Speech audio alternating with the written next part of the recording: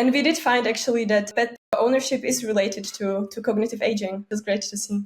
Yes, so I think one thing that surprises people when we talk about the study is that pet owners didn't really start with better cognition than people without pets. I think this is something that's quite surprising, but then over time it was what we sort of expected to see, or it was our hypothesis, that the pet owners actually over time experienced slower worsening of their cognitive abilities compared to people without pets. One thing that surprised me personally, I expected that we would see similar links in all the pet types we analyzed. So we looked at dogs, cats, birds, and fish. And I thought all of these species would contribute similarly. But actually, the surprising part for me was that it was mainly dogs and cats that were driving these links, but we didn't see the same in birds and fish. Did you know that in 2020, there were 53 million caregivers in the United States? And by 2025, this number is expected to grow to 62.5 million. 73% of these caregivers also have a job. They are called working caregivers, and they are invisible because they don't talk about their caregiving challenges. Working Caregivers, the Invisible Employees, is a podcast that will show you how to support working caregivers. Join Selma Archer and Zack Demopoulos on the Working Caregivers, the Invisible Employees podcast as they show you how to support working caregivers. Good morning, good afternoon, good evening from whenever you're calling from and from wherever you're checking in with us. We appreciate you listening to the Working Caregiver, the Invisible Employee podcast. My name is Zack Demopoulos. And I'm Selma Archer. Hello, Selma Archer. How are you doing today? I'm great, Zack. How are you? I'm doing fantastic. Yeah, I've dug out of 3 feet of snow. So it was. I think it's 5 years waiting. We haven't had a major snowstorm in 5 years, and so I know you're glad to be in California, aren't you? Yes, I am. Yeah. Well, speaking of snow, beautiful snow, we have 2 guests with us that I am just so thrilled that they have joined us all the way from Switzerland. And it's also late at night, so we really appreciate them. With us, we have Dr. Adriana Rostakova and Dr. Clement Meyer. Hello, guys. How are you? Hey, so nice to be here. Hello. Good. We are good. Thank you for the invitation. Oh, we are honored that you guys are here. And so before we start, and this should be really interesting, Selma, right? Because this is non-United States. So we would love to know maybe just one little thing about where you live that maybe most people don't know. Go ahead, Dr. Adriana. Why don't you go first? So I'm originally actually from Slovakia and just moved to Geneva 3 years ago. And one thing that surprised me about Geneva is that people really love cold water swimming here. And there is actually an event where everyone goes swimming in cold lake and wears costumes. So that's one really cool thing about Geneva, in my opinion. Have you tried it? Yes, I've done it last year. It was amazing. Oh, my goodness. Well, God bless you. There's no way I would do something like that. I don't think so. Not voluntarily, but that is a great piece of trivia. Thank you for sharing. How about you, Dr. Meyer? So I'm born and raised from Switzerland. And I think something that many people do not know is that we have 4 national languages.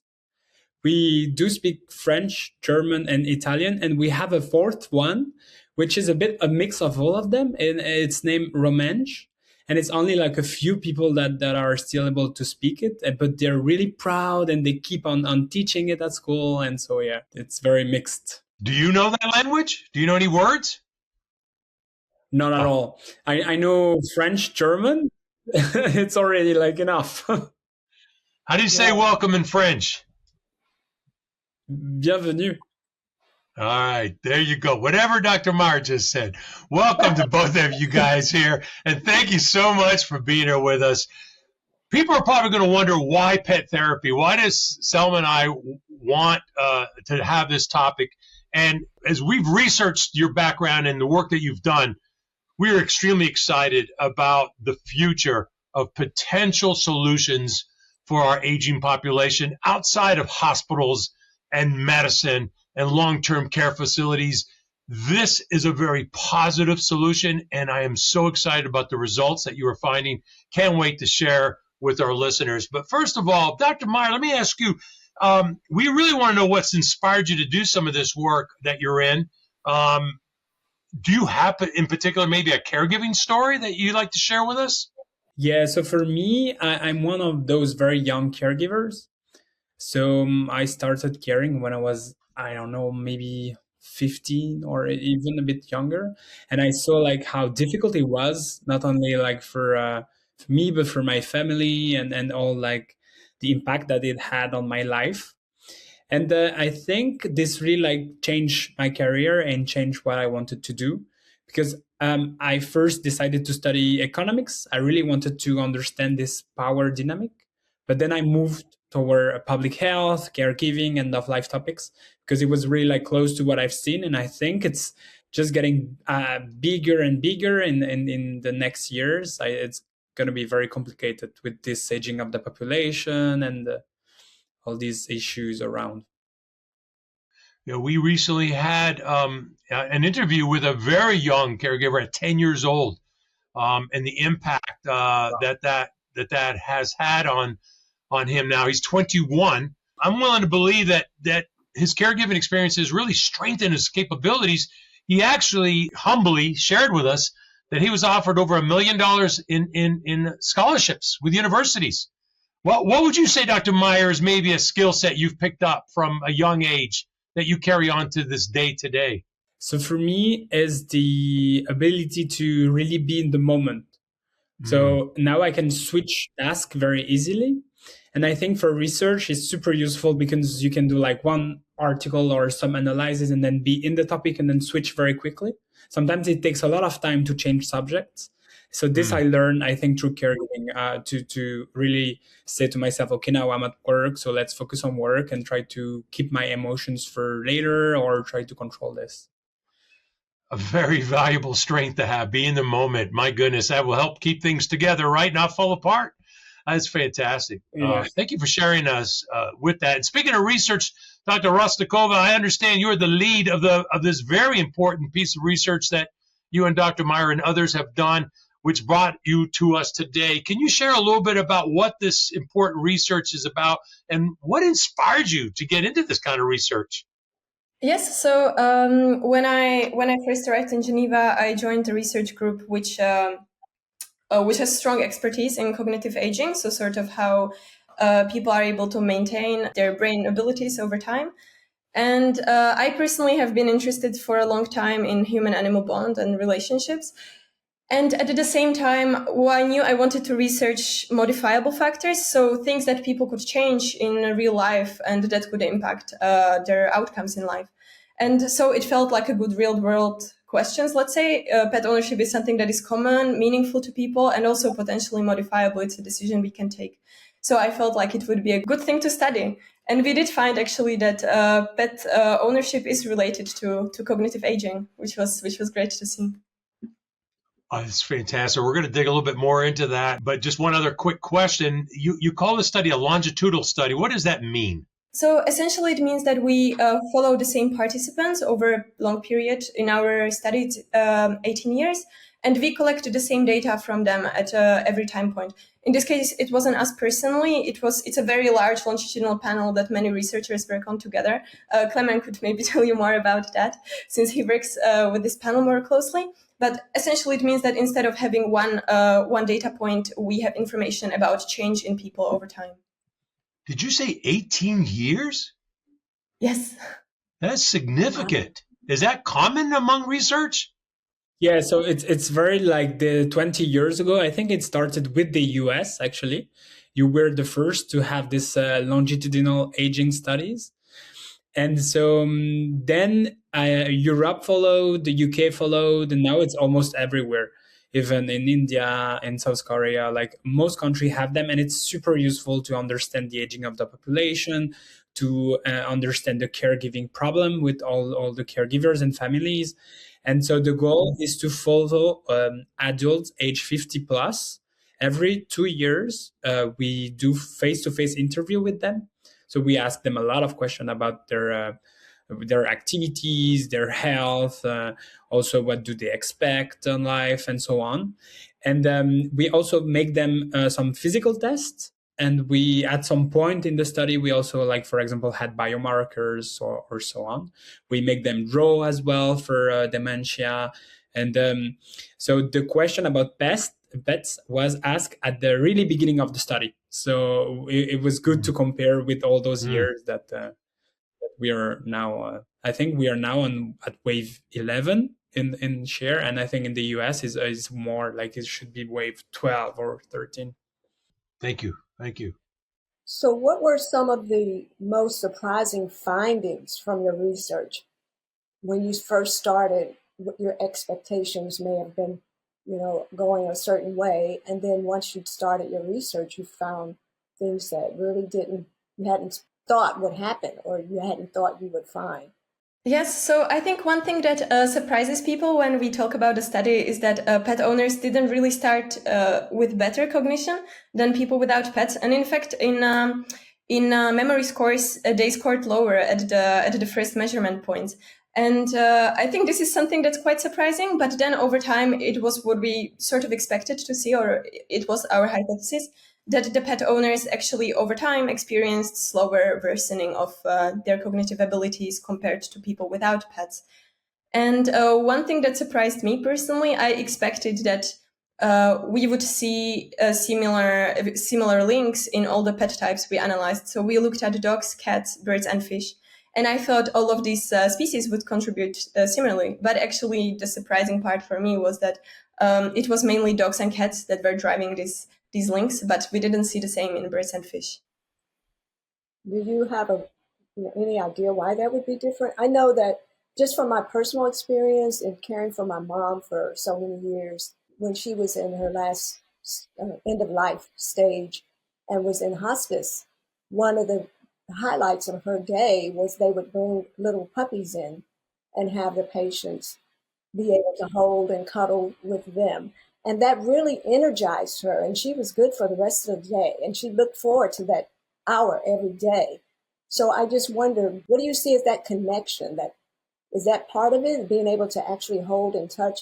Because in reading some of your research, you say that, as you just said, the birds and the fish, you don't have the same reaction. So is it that human touch that makes the difference?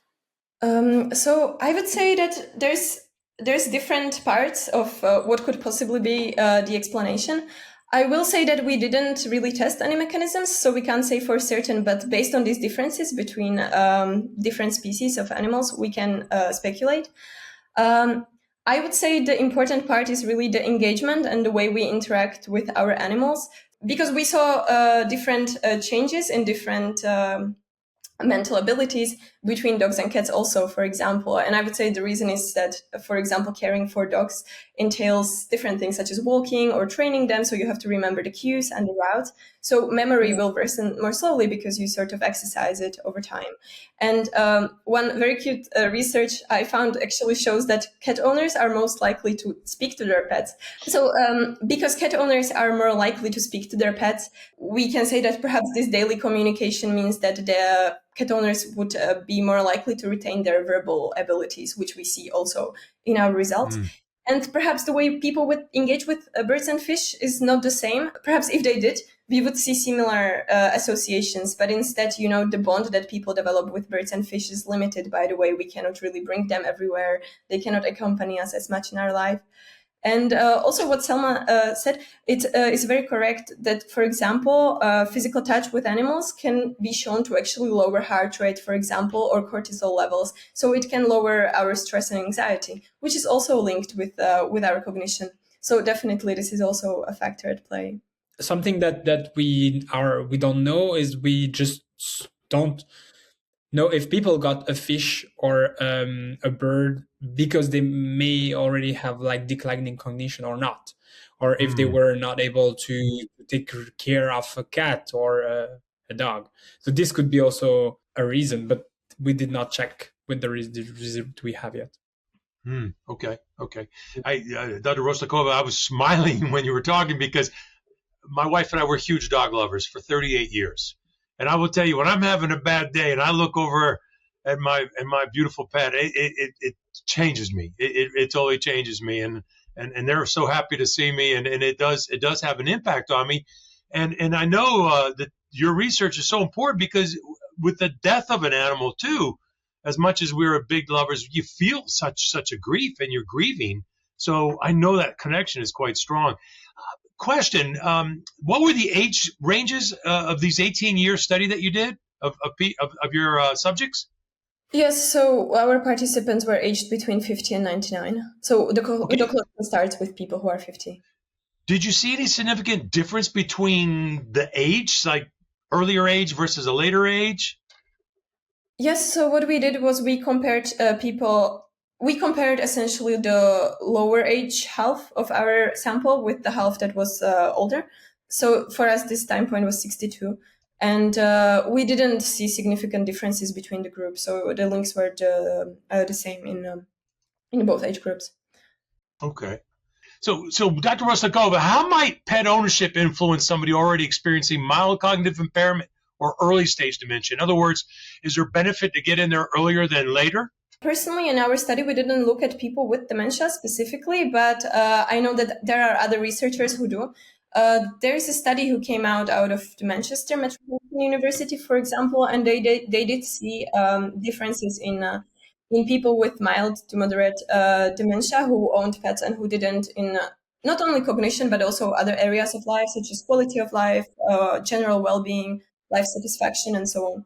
So there is definitely research going on that shows that this mild dementia, there's also a difference between pet owners and non-owners. No, and I think like it's as always, like the earlier the better.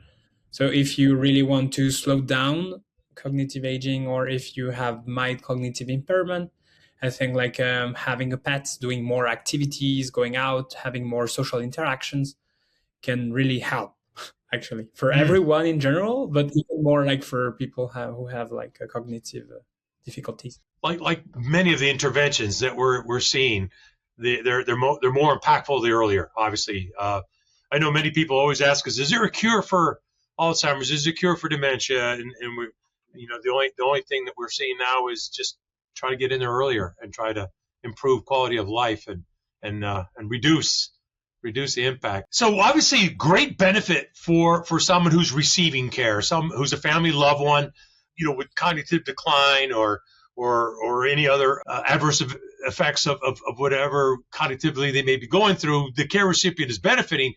Did you by any chance, either in your research or anecdotally, find that there was some benefits to the family caregiver for that care recipient? It was not like in our research specifically, but when we were doing the literature review, it was explained in different studies that pets actually are a very good icebreaker. And this is super useful for family caregivers to keep having a relationship with the patients or with the people they're caring for. And it's for them a way to break the ice, to find other topic. Whenever the pet is there, they can just go ahead and have their interaction all together. So for this is very positive. And also with aging, sometimes you have a lot of mental health problems, and sometimes it's hard to keep the link and to keep people, to keep the relationship. And with pets is a way to do it, because you can ask questions, you can care for the pets if the person is away, you can and so in that sense, I think it's super useful in the study we've shown. Do you see any downside to the pet ownership and the family caregiver? So it was also mentioned that if the person is not well enough to take care of the pets, then it's the caregiver who have to take care of the pets. And most of the time, they don't feel good getting rid of the pet, either to give to a shelter or to put the pet away. So they keep the pet and they care for the pet, and then financially, logistically, it's something else that they have to do. So it can be even more exhausting, specifically because it's an animal that they have not decided to have themselves. How would you suggest maybe introducing this intervention based on your research being so valuable? How would maybe a physician or a care provider suggest maybe bringing a pet into the living environment, especially if they didn't have one in the past? Do you have any suggestions for that? So just to start, I would say that based on our findings, I wouldn't necessarily say that we can recommend obtaining a pet as an intervention to someone who perhaps wouldn't consider that before. A part of this is that our findings are observational. So we see that pet owners tend to have slower cognitive decline, but we don't necessarily know whether it is the pet ownership itself that causes this. There might be some other factors at play. But I would say what these findings show is that if someone expresses the will to have a pet, or they would like to and they feel like it's beneficial for them, there's a possibility that it would also help with their cognitive decline, and therefore it should be supported. Some of the things we discuss in the study are, for example, policies that would be more pet friendly in terms of housing, for example, or aid with veterinary costs, or also pet care for people who are older and who might struggle. For example, here in Geneva, we have an association where volunteers can help older people with walking their pets, for example. And I think interventions or programs such as these ones could help someone who would like to have a pet and would benefit, but might struggle otherwise due to the care burden, actually have a companion like this. I just wondered if you touched on if pet ownership can be or is a bridge between the person that's being cared for and the caregiver. Like many times when the person passes away and that pet is still there, that kind of emotionally helps that remaining caregiver to get through the journey. So what do you think your findings talk to about that? I haven't seen a lot of studies on this, but I think it would be super interesting to investigate this. But I would agree that it would go in the direction you mentioned. I think if they have a good relationship with the pets, and if the pet was very important for the person, it can really help with the grief, and it could be a good emotional support. And I think that's also what we saw in different studies, that people with mental difficulties, they have a very good pet bonding with their animals, and it's super strong and it helped them a lot. They talk a lot to their pets. They also spend a lot of time with them, so it's very reciprocal, like for them to have this. Something I wanted to mention is that all of this is very new, and for example in the UK now they are working on this, they call it social prescription, when a physician can say, okay, for your health, you have to do some activities, and then they can prescribe some football class or other sport or other outdoor activities. And I think, to me, having a pet could also be like a social prescription at some point for someone that is super isolated or do not have a lot of contact with the outside world. Say, okay, maybe you can try to go to the shelter, adopt a dog for a while, and see like if it's working Yeah. or not, because it doesn't have to be like forever as well. You can just try. That's an excellent vision. I love that. That's great. How do you think employers, leaders, and HR can incorporate your findings into supporting their employees who are caregivers? I think it's again like a very new topic, and in Europe and also in other parts of the world now there is this whole movement toward like compassionate communities, compassionate universities, compassionate workplace. And I think what they are doing is super useful because it bring back caregiving, death, dying, grief as an important topic, and it allow people to have the opportunity to talk about death, dying, caregiving at work, to receive some help, to be able to maybe have some days off. So with the pets, I think as Adriana mentioned earlier, if we have more friendlier policies where you could take your pet at work, or if you can have if your boss would let you go to the vet with your pet during your work hours, I think those type of things could be very useful. Right, that's helpful. So, in summary, before we get to getting information about how people can contact you, I just wondered if each of you could talk about in terms of your research, your aha moment.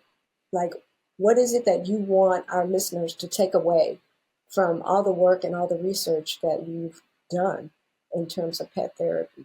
So I would say one angle that I like to take, or I want to take in my research, is in the beginning I really started with my interest in social connections and aging, and then I thought about how aging is often associated with a loss of social network because of factors such as bereavement, departure to retirement, and so on.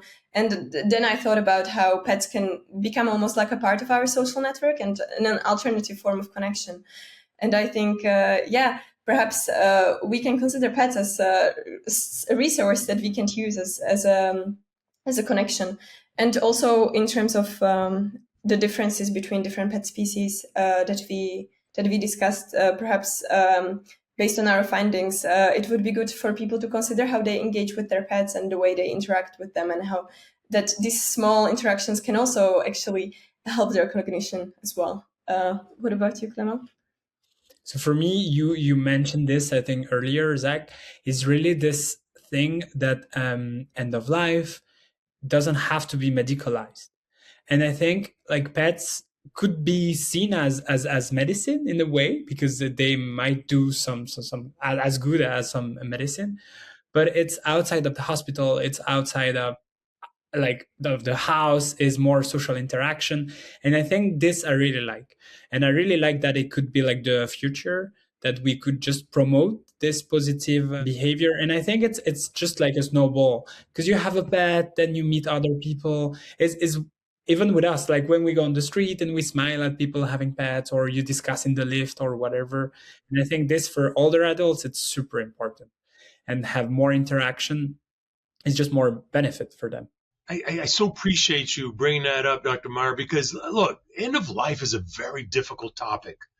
It's very difficult to have these conversations with your family members. I mentioned to you before we started, when my father, had a severe fall, and it ended up being a fatal fall. I had to have that discussion with him about the future and quality of life. Do you mind? I know that we're getting a little bit off pet therapy topic here and your research, but you also are doing research on end of life and how to help with emotional suffering. Can you just take a minute, since we have you here, and share what you're finding, what you're working on? Yeah, and I can also link it with the pets, because actually like the biggest problem we are seeing in most countries is that death is a complete taboo. We talk a lot about death and people dying with all the events that are happening and with war and so on, but we never talk about our own death.